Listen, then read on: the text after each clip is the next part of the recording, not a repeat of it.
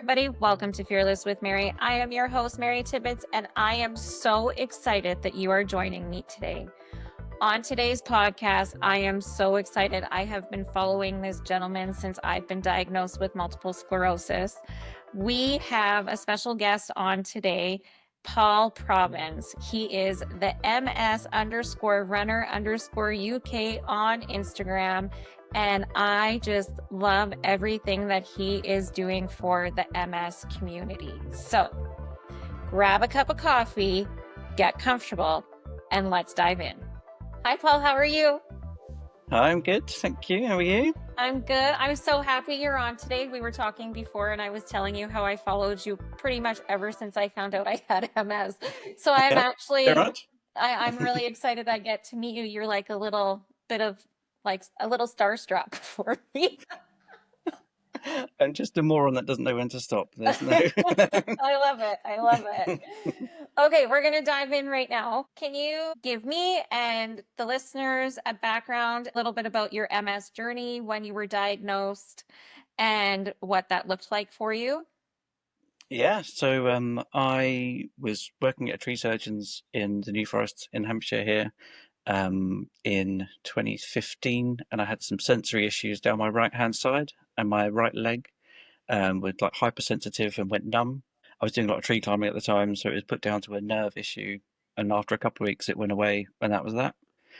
Then in 2016, I had optic neuritis, so my vision was bouncing backwards and forwards, and one of the other I had slow return, so like, everything was just all over the place. And I was referred to the ophthalmologist by my doctor, who then referred me for an MRI, and then they saw on the scan that yeah, the little white glowing dots of fun, and yeah, I was diagnosed from that. I was actually told while I was at work over the phone, which was not ideal. But Really? yeah, they phoned me up while I was at work, and yeah, just said, we think we think it's MS. We'll book a formal appointment with you. And I had to go back into work, like just like I'd been hit with a shovel. Yeah, that was not ideal. But then, luckily, from then onwards, it was the first neuro meeting was horrific. She just said, "Yeah, it's definitely MS. Go away and do some research and tell me how you want to go ahead." And that was it. That was the end of the meeting.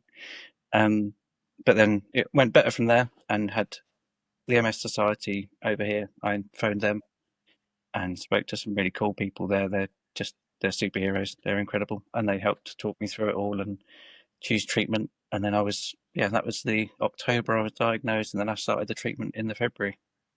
That's crazy. That's It so was fun. You quite a know what? roller coaster. Yeah, you know what's crazy? It's because you literally live on the other side of the world from me. Hmm. And you're saying how the doctor was like, "Oh yeah, we're sure it's MS. Go and do research." Honestly, I'm not even kidding. That's what happened to me too. Really? Yeah, like it was just that's crazy. They gave Yeah, me some pamphlets and said, "Here." And I was asking some questions about diet, and my nurse practitioner said, "Diet doesn't matter. It has nothing to do with it."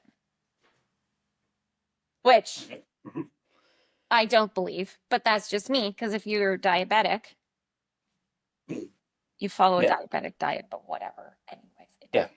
doesn't matter. Yeah, I didn't even get a leaflet. It was just go onto the MS Society website, have a look. They've got all the drugs on there, and tell us what you want, which one you want to have. And that is it? Yeah. End of. Really? Is it still Yep. like that there? I don't know. I've had from the local groups and stuff, the MS Society group that I'm sort of talked to. It's on their radar that it was awful, and it's definitely not just me and you. It's fairly common, I think, that the neurologists, their bedside manners maybe not always as humane as it could be. Yeah. I'm not saying that's good, but it makes me feel a little bit better knowing that it wasn't just my neurologist because I actually thought it was just because she didn't like me. I feel like this lady hates me and doesn't want to help me because I asked too many questions. Yeah, I think I was stunned, so I didn't say much. But that was my wife was with me, and we both sort of left, came home, and just sat there and cried, and was like, "What just happened? Like, what is Yes. going on?" and then Dr. Google comes out, and then all hell breaks loose with your brain Yeah. about what the future holds. Yeah, because you don't know, right? Like you have no idea. That's Yeah, crazy. I'd not been around it. Didn't really know anyone with MS or had known anyone with MS. I had no idea what to expect. It was just something that people, you end up in a wheelchair. That's it. That was my full knowledge. That's what happens because Yeah. that was that's all you hear. You don't hear any of the positive or any other side of it. So I actually, it's crazy because so Canada has one of the highest rates of multiple sclerosis in the world.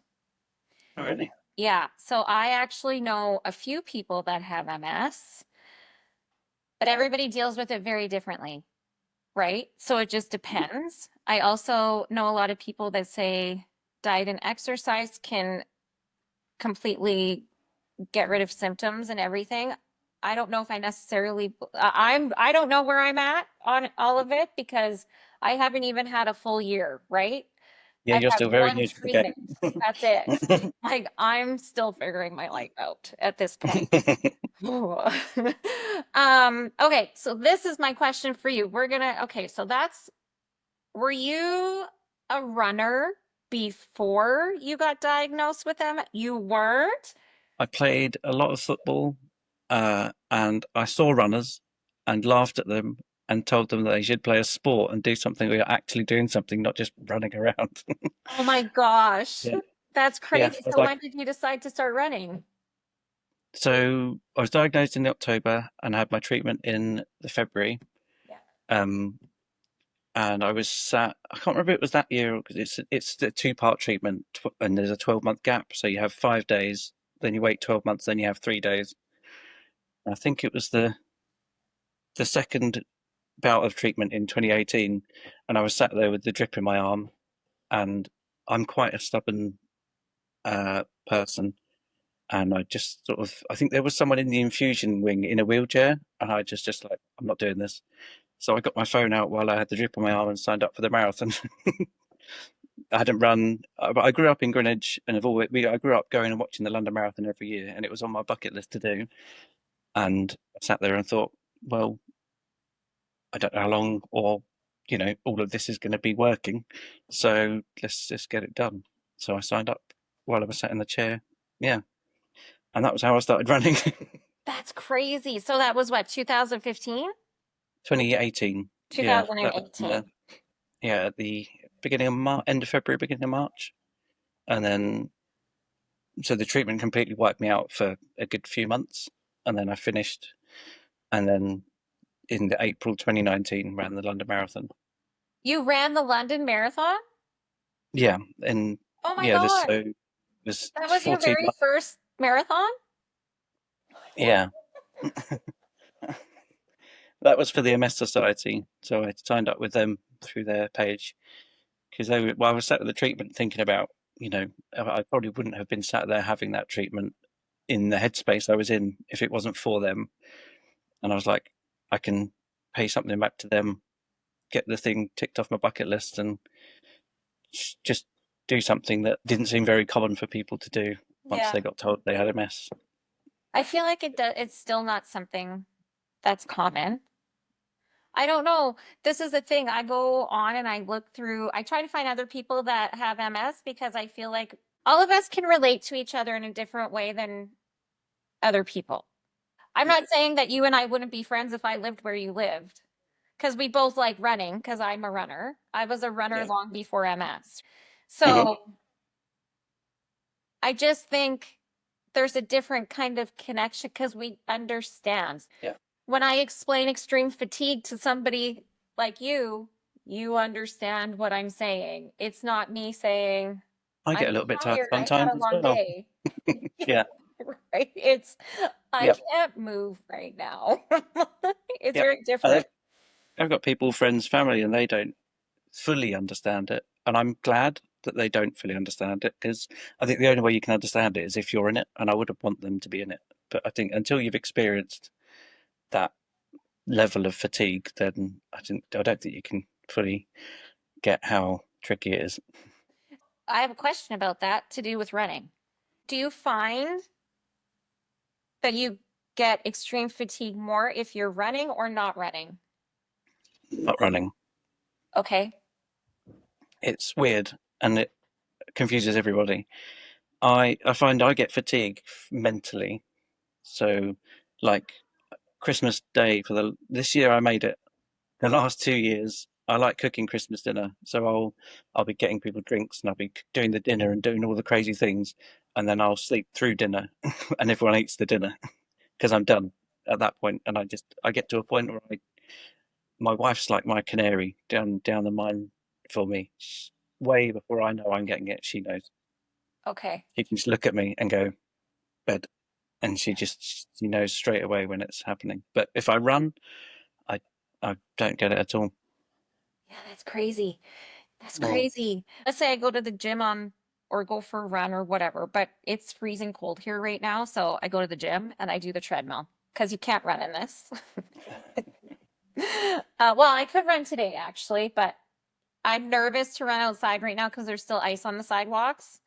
And I Yeah. don't, and MS or not, I don't want to do that because that I'm a klutz as it is. So, um, but I find if I go to the gym and I do a 5K or something on the treadmill, for the rest of the day, I have so much energy. The next day, I am very tired though, but I think that if I was to get up and go and even just do a 3K, 4K or something, I think I would actually do better if I did that. Mhm. Because how Yeah. many days do you take off when you run? What's your schedule look like? Um, I get it varies. MS kids, life's just mad. If I could, I'd be running every day or trying to at least, but there's just not the time. I work during the day, and my wife works in the evening, so I'm at home with the kids in the evening, so I can't run then. So trying to fit it in is real tricky. I've just stepped up a bit in my training from what I was doing, so I'm doing a couple of 10Ks a week, a long run on the weekend, and then I do weights at home. And then on a Wednesday, every other Wednesday, I'll run 10 miles one Wednesday, and the next Wednesday I'll do hill work, which this week was we've got a massive hill near us with steps, 333 steps up to the top, and I just go up and down until I can't do it anymore. And that's that day's thing done. That Yeah, no, I get it. Trust me. My best friend and I used to run stairs before I all of this. And yeah. I hate stairs. But it's crazy because I did my marathon planning because I appreciate a full marathon, but I feel like I need to start with a half marathon first just to like The half marathon's a very long way. Like it's 5K is a long way. 3 miles, that's a long way to run. yeah. So yeah, Because a half marathon is what, 26 miles, right? yeah, No, kilometers. 26.2 miles. I think it's like 42 kilometers, is it? I For a work in full miles. marathon, right? Yeah. Yeah. And then for the half marathon is like 12 13, point something, 13.1. Yeah. 13.1. See, because I can do a 5K no problem with my eyes closed. I do it like 2 or 3 times a week. Okay. So I'm, it's just I haven't gotten further than the 5K. It So scares me. I was talking to a friend of mine the other day, and I said, if you can run a 5K, obviously this is not for everybody, but if you can run a 5K, you can run much further because even running the other week was 16 miles. The first 3 miles always sucks. Yeah. Once your body gets warmed up, it takes that long to get warmed up and get in the rhythm of things, and then it's just keep going. And Yeah. feels much nicer after that point because you get the endorphins and your body's warm. And yeah, I think so. If you can do a 5K, no problem. Then as long as you build up slowly, it's just a case of keeping on going Yeah. till You you get get your there. runner's high a little bit. I find that I get it at about 4.5 kilometers. I start to, and then I'm done because 5K, right? Yeah. So I have my plan though. I start in May, so I'm very excited about that. Do you have to adjust your training at all due to MS or just you just give her? I do, and with whatever the kids are doing and the MS, it depends how I'll feel day to day. I'll have my plan. I wrote my plan out last week for mine, and I'm like, that's a lot of running. But I know I'm not going to do all of that running because I know there'll be days where I'm like, I've got to be sensible and drop this one. because if I do that one, I won't be able to do the next three. So Yeah. it's just to feel really. Depends how I feel on the day, and sometimes I'll get my running gear on and stand at the door, and it's not going to happen. Yeah. But it's But that's okay always a balance.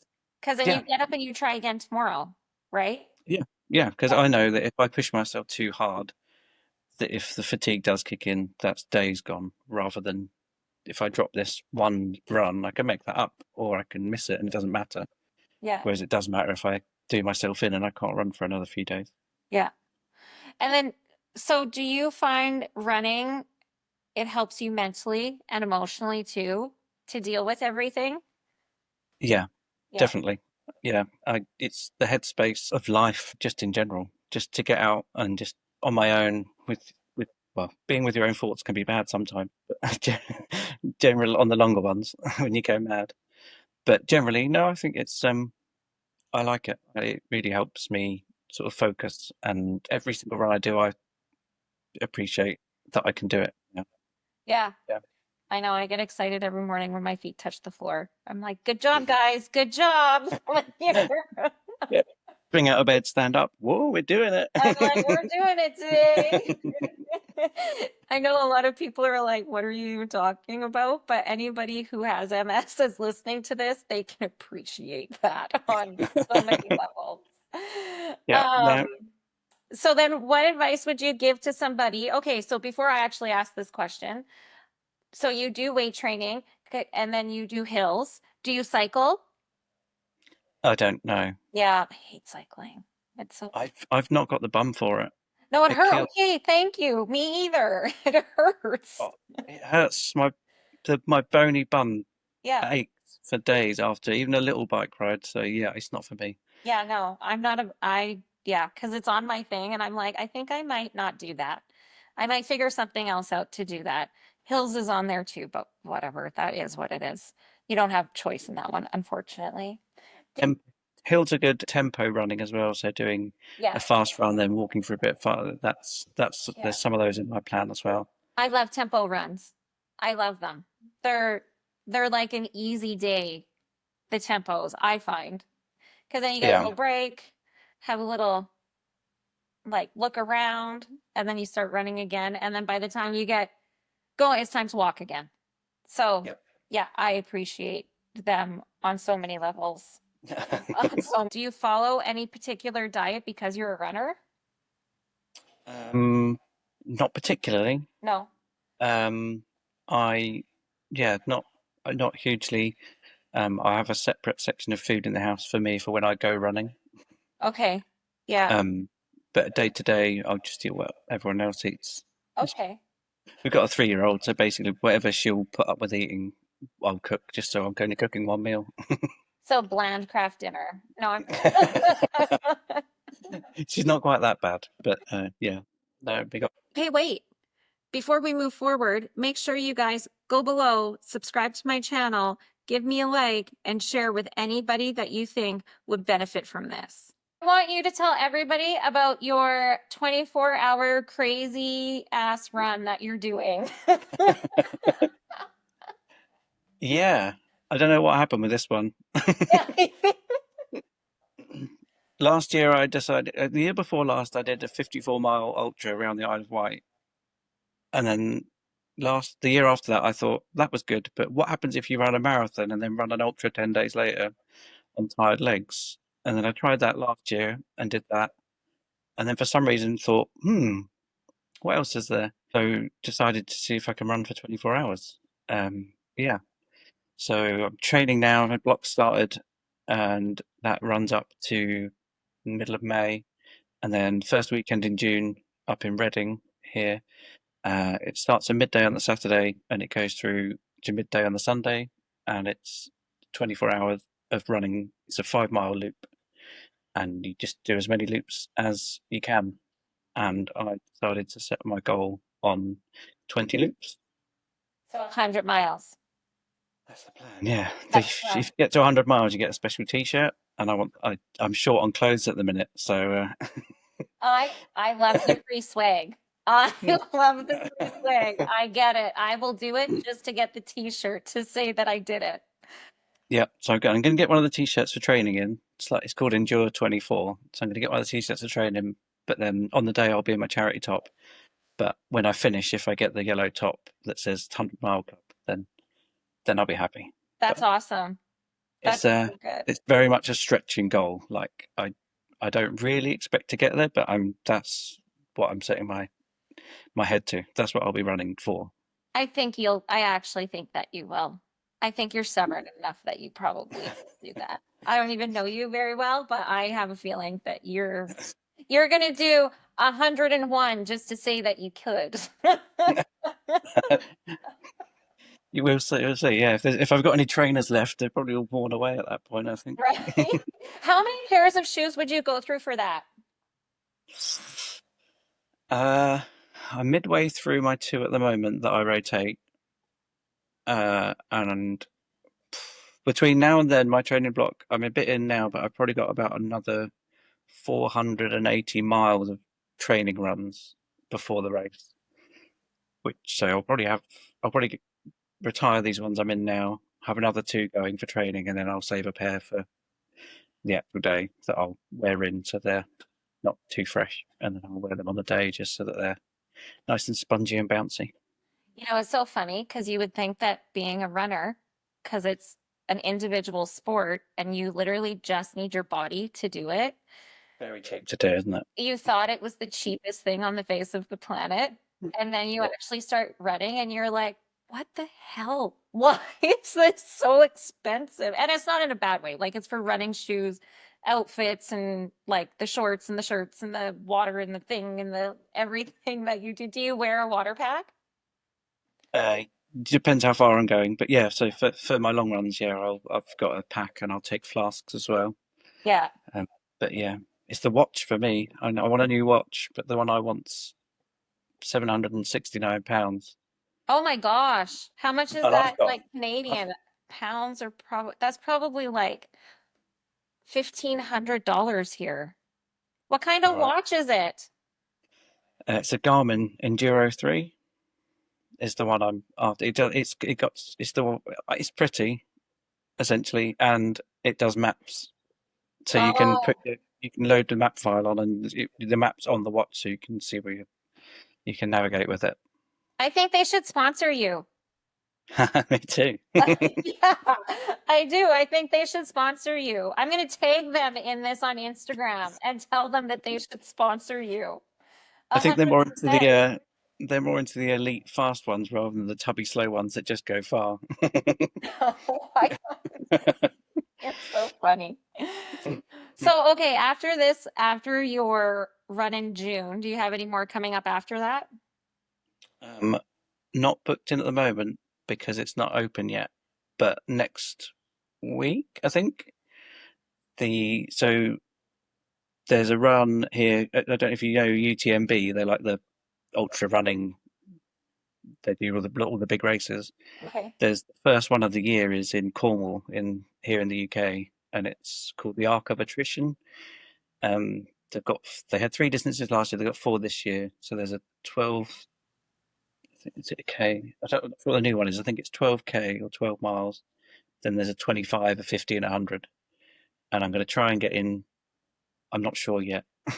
My brain's telling me to go for the 25, but it's a 5 hour drive from here and it's a long way to go. So I'm like, I might as well just do the 50 and Well, if you're make there, the why not? most of it. Well, if you're But it, already doing 100, but they're very, very different animals. So the 100 is okay. going to be, it's like in a park on a flat track. There's not much elevation. There's like one or two little slopes of Okay. hills. But the arc of attrition, if I do the 50, I think it's like 2,500 meters of elevation. Oh. So it's up and down cliffs So is across it the. part of the Ultra? Is that like, is it the same company that does the Ultras? So this is yeah they do like the World Series pretty much. Oh. So they yeah you get points for each one you do, and if you get enough points, you can go into the finals. And they're just mad, crazy up in the mountains, lunatic running. I think I've found running a bit too late in life to be focusing on those sorts of things. I think the Arc of Attrition one, I really like the sound of that. So if I can get a place, that will be the end of January next year. That's really cool. My cousin in Ontario, she's a marathon runner and she got her, what is it? I can't remember what it's called, where you do the five, you have to do five of the main marathons, Oh yeah, the majors, yeah. the majors. So Abbott, yeah, Abbott's majors, yeah. she got hers last year in Tokyo. Oh wow, Yeah. that's cool. So she's done, I hope I'm getting them right. So she's done the New York Marathon, the Boston Marathon, the London, the I can't remember the other one. Oh, Paris. I think it was Paris and then Tokyo. So she's done all five of them and she's in her 50s now. And she got it last year. Yeah, cool. She's so cool. Like, Yeah. she's just so cool. I'm like, I aspire to be like you on so many levels. She's been running forever. So I, because you have to qualify for all of that stuff, from what I understand, to be able to run them. Yeah, there's I don't know. I know London's like a ballot to get in. I think they're all pretty much the same. But yeah, I think like London last year when I no, yeah, like when I did it last year, I think they had like nearly 500,000 people apply or something for 40,000 spaces. But Do they do it by time for you to get in, or is just like random? the ballot I think is random. Yeah, you apply and they just pick however many people places they've got out of the hat, and you get an email saying you're in or you're not. Wow. Were you But so I did know. excited? Well, I didn't get a ballot place because I tried to do all mine for charity, so I did mine. I applied through the MS Society and got a place with them. So you have to do a minimum amount of fundraising, and they give you the place in the marathon. So if people wanted to reach out to the MS Society, well, I guess you're in a different country than I am, but I think that it's all connected to the same I think so. Yeah, yeah. I think org. they're all. So Mhm. what would they do to reach out for this part of it? Like to run for them? So I went on their website and they've got a whole events section where all the different fundraising events they do throughout the year. They do bungee jumps and parachute jumps and zip lines and night walks and all sorts of things. And yeah, it's up there, and you have to fill in your registration form why you want to run for them and things like that. And then it goes to them, and they pick who is going to get a place with them. Okay. So I was lucky. I did it in 2019 and then 2024. So I've done it twice with them now, and yeah, it's been great. And then you get to meet other people too. All Are the they MS MS Society warriors? runners. Sorry. Are they MS warriors or Yeah, so well, so at the in Greenwich Park where the start is, all the MS Society lot meet up. All the runners meet and have a group photo. And there's people who have got MS, whose family or friends have got MS, and they're all doing the fundraising. It's really nice. They're always a really nice group of people, and you have nice chats. Yeah, and it's find someone that's a similar pace, and then have a chat as you're running around for a bit.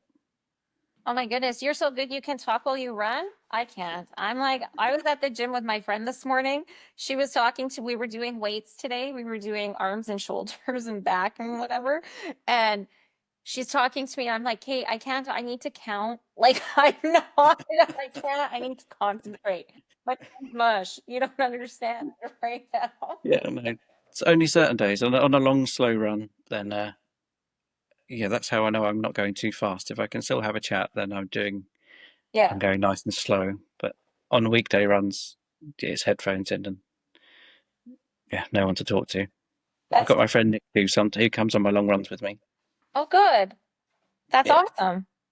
he trained. So when I started running, I started doing the Couch to 5K app, and then my I did a 10K, and then built up to a 10-mile race near here. And I met Nick at the race, and yeah, we sort of just got on. Turned out to live 5 minutes from each other, and he'd run marathons and stuff before, so he trained me up, and he got me through London the first time, and he did the Isle of Wight, the 54 miler with me as well. So yeah, yeah, we're the same pace, and we just get on, and he's helped me with lots of his knowledge. That's amazing.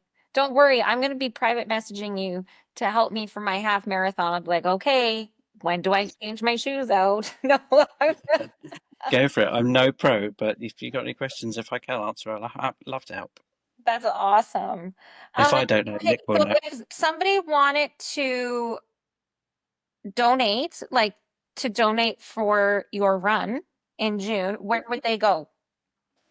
So I've got a link on my Instagram page to Just Giving.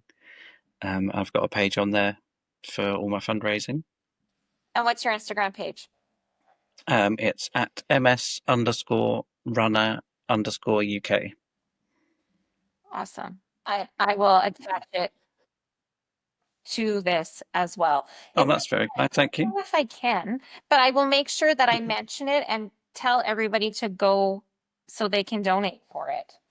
Oh, brilliant. That's very kind. Thank you. No, my pleasure. Hey, well, thank you so much for being on today. You're very welcome. Thanks for having a chat, and thanks for inviting me. It's been great. No, my pleasure. And I really hope that this helps even just one person out there that wants to start doing this. Yeah, that's why I started the page and thought if just one person who's newly diagnosed or has been diagnosed recently and doesn't know, is a bit worried about what the future holds, if they can see a positive story, then that's what that's what I missed when I was diagnosed. So if one person can see it and just chill out a bit and take a breath and have a bit more of a positive view of things, then I've done some good, at least, hopefully. Well, As you're doing. know that I'm that one person for you. 100%. Oh, that's great. Thank you. Well, and like what you're doing as well, you'll reach so many people with this, and it's a great thing what you're doing and speaking to different people and, getting different views, and it's great to build up that breadth of knowledge with it as well. Yeah, well, and it educates me as well. It's not just educating other people, it's educating myself because we all learn every day something new about ourselves with this, whatever you want to call it. I don't even. That's one of the things I find really hard with it as well. Is like MS is different for every single person. So you can't, if someone says, "What should I do?" You're like, "I don't know. I don't know what you should do. Here's what I've done." Yeah. But it might not work for you. It's very, very hard to advocate and to say certain things because you have to understand that it's not possible for someone who's other people. It's very tricky, but It is.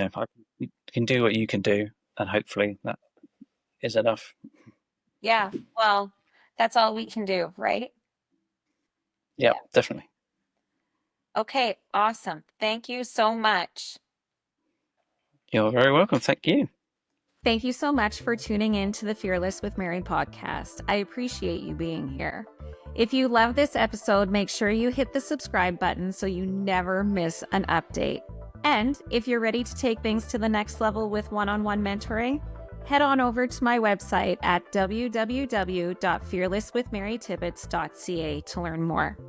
Let's get you moving towards big, fearless action. See you next time.